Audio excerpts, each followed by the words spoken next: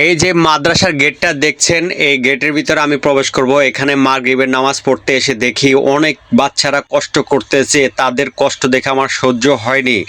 তার জন্য আমি কয়েল নিয়ে এসেছি।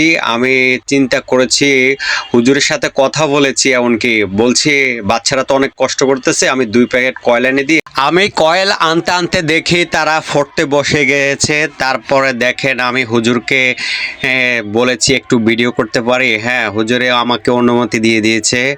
তারপর আমি একটু ভিডিও করেছি। আসলে কি সত্য ঘটনা হয়েছে কি জানেন, এখানে বাচ্চাদের সাথে আমি নামাজ পড়তে দাঁড়িয়েছিলাম, মাগরিবের নামাজ।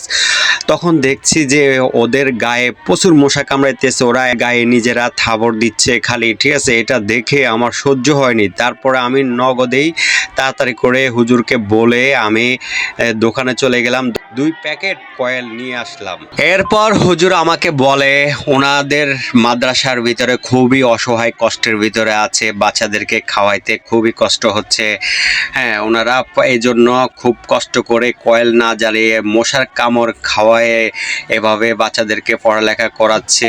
এটা দেখেও আমার খুব কষ্ট হচ্ছে। আমাকে এমন কথাও বলেছে যে হ্যাঁ, আমাকে একটু ভালো একটু জায়গায় সাহায্য পাওয়ার মতো একটু সাহায্য করে দেন। হ্যাঁ, আমাকে এইভাবে বলেছে যে বসুন্ধরা কোম্পানিতে একটু যোগাযোগ করে দেন প্লিজ। আমি বলেছি যে ভাইয়া এখন বসুন্ধরা কোম্পানির অবস্থা খুবই খারাপ। হ্যাঁ হ্যাঁ, তারপরও পরবর্তী যদি ওনার অবস্থা ভালো হয় আপনাকে জানাবো ইনশাল্লাহ।